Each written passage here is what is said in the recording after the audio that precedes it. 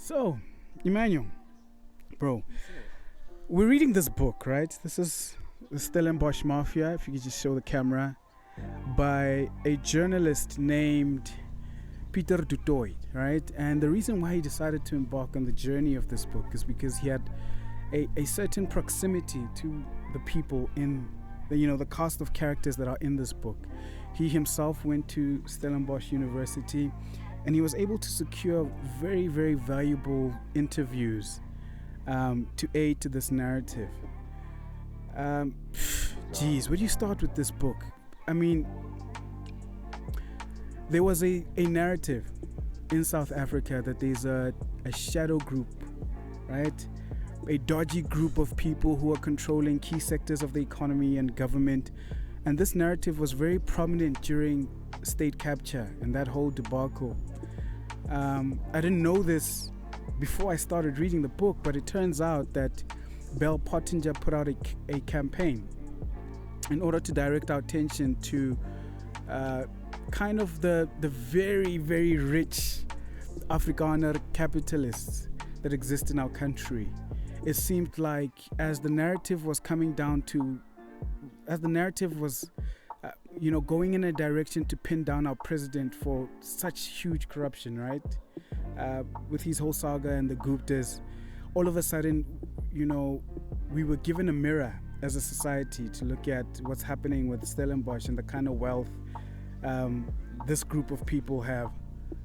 And yeah, I think the idea around the Stellenbosch Mafia was to map it out to be an illegal criminal group. When you heard the term, have you heard the term before?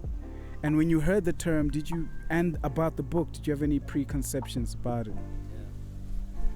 I would say I definitely did have some preconceptions about it, and I would say Peter du Toit, the person who wrote the book, did well with putting up the name Stellenbosch Mafia, because I believe the first time I heard it was from Julius Malema in one of his interviews saying that there's a mafia group, and then all of a sudden, I think a few years later, there was a book out, the Stellenbosch Mafia. So as you said, the term mafia already indicates something where there's some criminal activity that is happening, right? Maybe a certain group of people that are doing very dodgy things, and already the perception that you have is that whoever is going to be portrayed in the book will come across as one of the members of this dodgy one of these members of these dodgy characters, right? So all the names, all the Afrikaners that you'll read and the people there, you'll just think that, hey, whatever they're up to, they're controlling, they are dominating, they are the ones that are actually pulling the cards. So I did have those preconceived notions before entering the book, and I guess the book will highlight exactly what is actually going down. Yeah. Let me ask you this. Now that you've read a little bit of the book, right? Has any of those perceptions changed? What's your opinion of the book? Is it a good book? Does it expose the mafia? And I know we're gonna have a podcast later on where we go into depth, where we go into specific pages, excerpts from the book, storylines.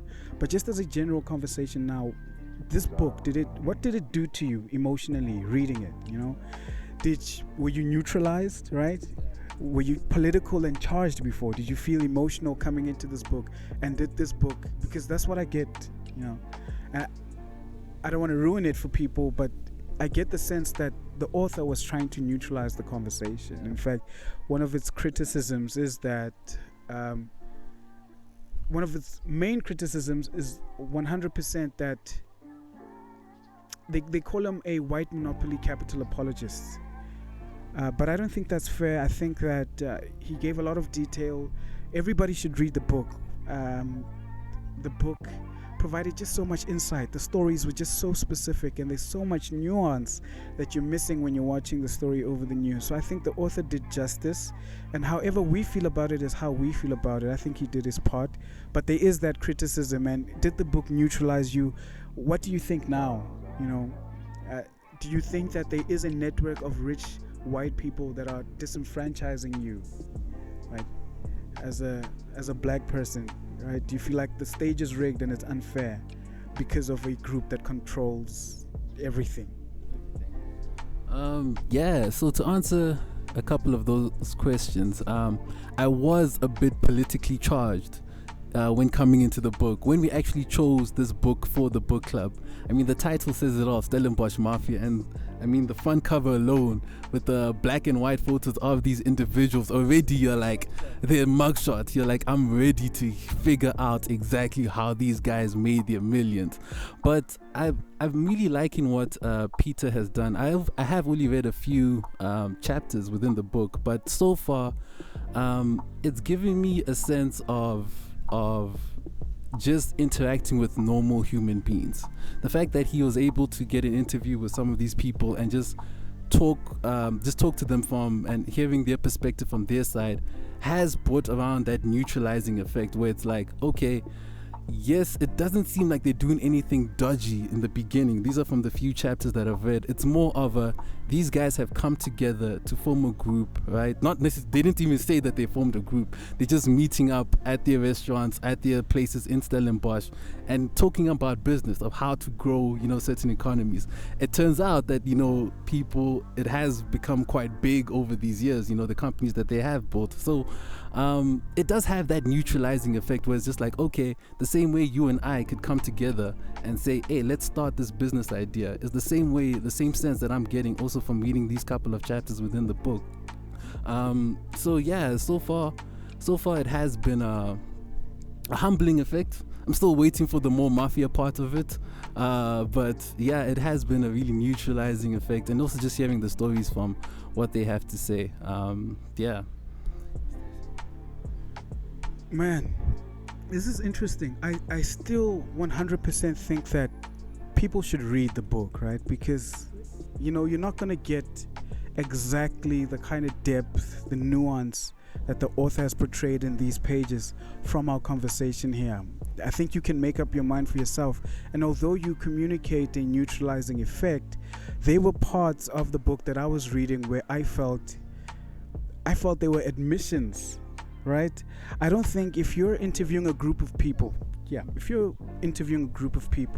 on their said criminality and why they are the bad guys, I don't think they will give you that version of the story.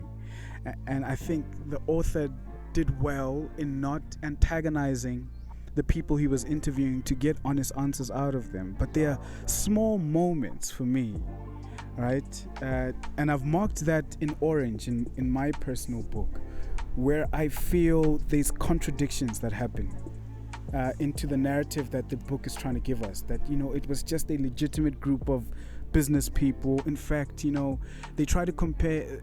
There's parts in the book where you start relating to the Afrikaner businessmen because some of their struggles, being a minority, being undermined by the current power structures, even Johan mentions in the book that in fact people were wary of Afrikaner businesses and they didn't trust themselves. He's saying, how can we collude in a mafia style syndicate when we don't even trust ourselves? And black people's fight is that when they start businesses, they're jealous of each other, they don't trust each other, they can't collaborate.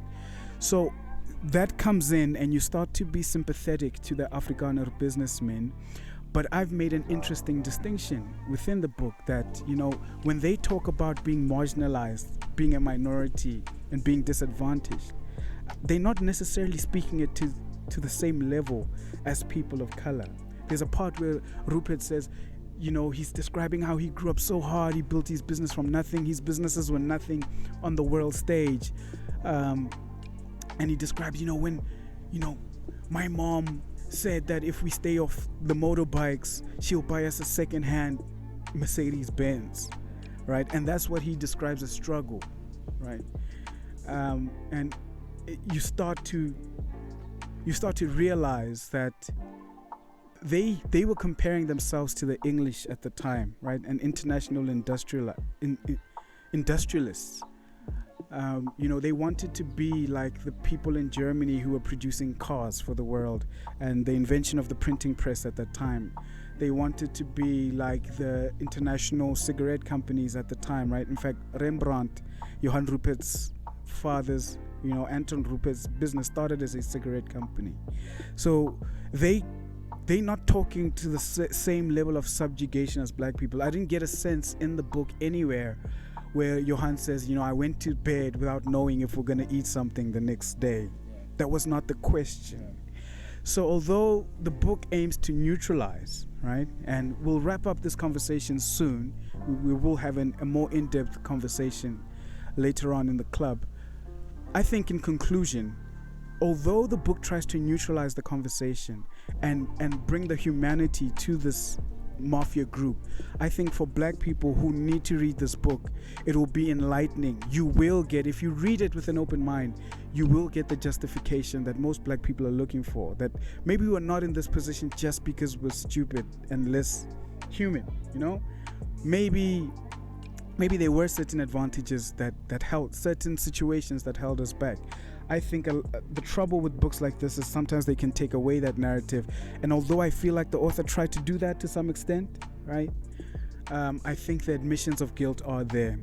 And we'll definitely dive into it more in the podcast. So, Emmanuel, in conclusion, how would you wrap up your thoughts, relating to what I've said and just what your thoughts have been? 100%. Thank you. So yes, I 100% agree with you. I think the neutralizing effect in which I was coming from was just looking at it from their perspective, right? So from them already in a position of privilege where, as you said, you don't think Johann Rupert would ever go back and say that, hey, I don't know what I'm going to eat today. With the faculties that they have, right, and all the resources that they had presented to them, Peter du Toit, I think, did well by just saying, hey, these guys came together to start a business. But of course, as you did mention, right, there will be some sort of tension that arises because you'll see that these guys actually did they might be admissions of guilt, right, where they might be talking casually, and of course when you're being interviewed, you'll just say, you'll put out the good sides of you, right, you put out the best sides of you, that hey, I was just starting a business, doing what I can.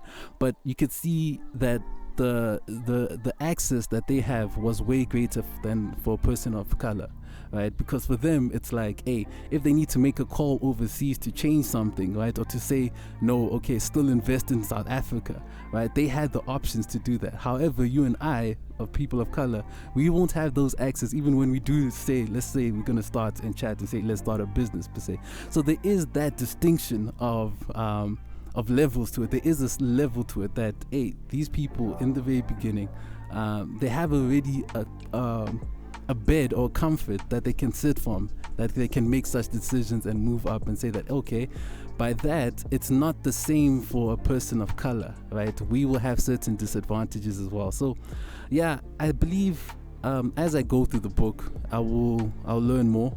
Definitely, it has been a great start to the book. Those are just some of the comments, and it does, as a person of color, just reading it, it does make you feel some type of way, just reading it, that the amount of money that can be splashed around, where people living in Stellenbosch could be like, okay, I'm going to get you the latest Mercedes-Benz and let it fly out, make a couple of calls, and then it's there for you for their kids, and I'm like, okay, that seems normal to them, but that's not normal for the everyday South African. So yeah, there's still so much to look forward to in the book. I'm really excited just to see how we progress and how we unpack throughout the book. So yeah. We'll wrap it up, right? That was a short conversation on our initial thoughts when going through the book. It doesn't do it justice. I think it's a fantastic book. I think it was a great way to start the book club. It's an exciting book. Everybody should read it, and yeah, we'll have a more in-depth conversation through a long-form podcast. There's not really much we can do. We could sit here and talk for hours, which I'm sure people want, but that will come. With that being said, Stellenbosch Mafia. One more. Read the book.